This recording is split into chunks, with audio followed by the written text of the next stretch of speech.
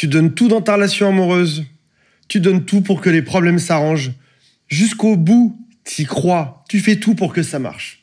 Vous vous séparez, et là, innocemment, tu te dis, c'est juste temporaire, c'est pas si grave, jusqu'à ce que tu découvres que ton ex a quelqu'un dans sa vie. Et là, t'as un espèce de gros mouvement de recul. Tu te dis, mais j'ai tout donné, j'ai donné mon cœur, j'ai donné mon temps, j'ai tout donné pour rien. Et tu te dis même, peut-être qu'il n'y a pas eu d'amour derrière ça. C'est-à-dire qu'en fait, j'étais celui ou celle qui y croyait, j'ai tout donné, il n'y avait pas d'amour. Parce que s'il y avait eu de l'amour, l'autre ne serait pas parti directement avec quelqu'un d'autre. Le sentiment immédiat que tu as, comme dans le film sur les émotions dans la tête, le sentiment immédiat, c'est la trahison. Je me suis fait trahir, avec éventuellement une petite pincée de paranoïa. Qui était au courant dans l'assemblée? Qui le savait? Bien évidemment, tout le monde était au courant. Suite à la trahison, t'as de la tristesse. C'est marrant, ça fait une espèce de pendule, ça oscille.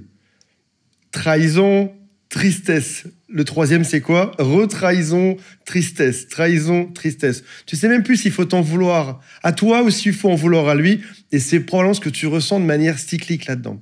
Qu'est-ce que ça signifie quand un ex se remet en couple trop vite? Est-ce que ça veut dire que c'est fini pour toujours? Je vous donne toutes mes clés pour arranger cette situation désagréable aujourd'hui. Avant de démarrer, si vous le souhaitez, vous connaissez la rengaine, il y a un quiz en dessous qui s'appelle « Quelles sont mes chances de récupérer mon ex ?» À la fin, tu as un bilan complet, gratuit, plus 20 minutes de vidéos de formation offertes, plus chaque jour, je t'envoie mes meilleurs conseils par email. Tout ça, c'est en dessous.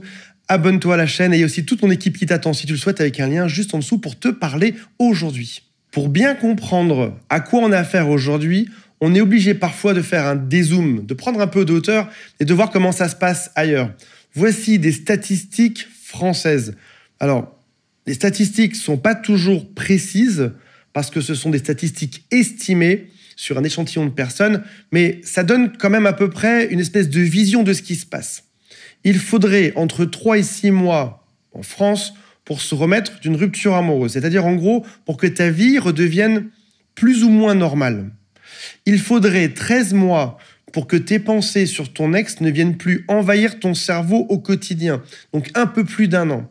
Et il faudrait 24 mois, c'est-à-dire 2 ans, entre 2 relations qui comptent. C'est pas que tu as eu personne entre les deux, c'est la durée statistique moyenne entre 2 relations. Quand tu vois ces statistiques, la chose que tu dois te dire aujourd'hui et qui devrait te faire retrouver le sourire, c'est si tu mets du temps à t'en remettre, génial. Au passage, peut-être que certains mettent 1 mois à s'en mettre, d'autres mettront 1 an. Peut-être que certains mettront 12 mois, d'autres 6, d'autres 18, d'autres mettront peut-être 3 ans, 4 ans dans une relation longue. D'autres seront un peu plus rapides, mais il est naturel, il est normal de mettre du temps pour se remettre d'une relation. C'est le signe que tu es équilibré, que tu te prends le temps de faire ton deuil. Il y a un dicton français rigolo qui dit « faut pas jeter l'eau du bain avec le bébé ». C'est-à-dire faire le tri des choses.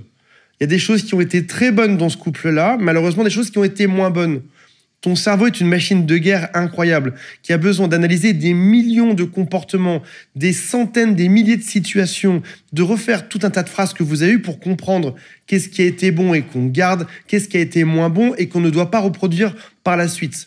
Quand ton cerveau fait le tri et te crée ces fameuses ruminations qui sont très compliquées à gérer, surtout si tu aimes dormir, là c'est compliqué, tu es torturé en permanence, c'est parce que ton cerveau fait le tri en permanence pour progresser. Le circuit normal de compréhension d'une erreur et d'évolution dans tout domaine confondu, en entreprise, en amour, en amitié, dans toute ta vie, c'est j'ai suffisamment d'intelligence ou d'empathie pour comprendre qu'il y a eu quelque chose qui s'est mal passé, je mets en place une rumination, une compréhension de ce qui a été bien, de ce qui n'a pas été bien, et je progresse par la suite pour ne pas reproduire les mêmes erreurs. Je ne sais pas pourquoi ce sujet me fait crier aujourd'hui, mais si jamais ton ex s'est déjà remis en couple, le faux constat immédiat que tu pourrais te faire, c'est de te dire « je suis moins bien que cette personne ».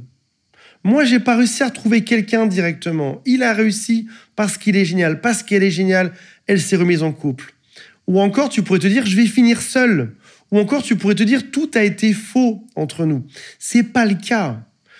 Aujourd'hui, le bon constat à te dire, c'est « mon ex reproduit les mêmes cycles et les mêmes erreurs, il n'y a aucune progression là-dedans, et même le constat d'un point de vue égoïste sur moi, c'est que j'ai dû supporter dans ce couple-là des répétitions que l'autre a fait parce que l'autre n'a jamais bien progressé dans ses ruptures, n'a jamais pris le temps de faire le point sur qu'est-ce qui a été bon, qu'est-ce qui a été moins bon, comment est-ce qu'on avance, comment est-ce qu'on ne refait pas les mêmes soucis par la suite. Donc là où tu pourrais te dire « je suis nul, mon ex est parti avec quelqu'un de génial, je suis sûr qu'ils vont se marier », dis-toi au contraire que tu as subi une personne qui ne s'est pas suffisamment remise en question dans sa vie et qui se contente de replonger dedans et de refaire exactement les mêmes erreurs.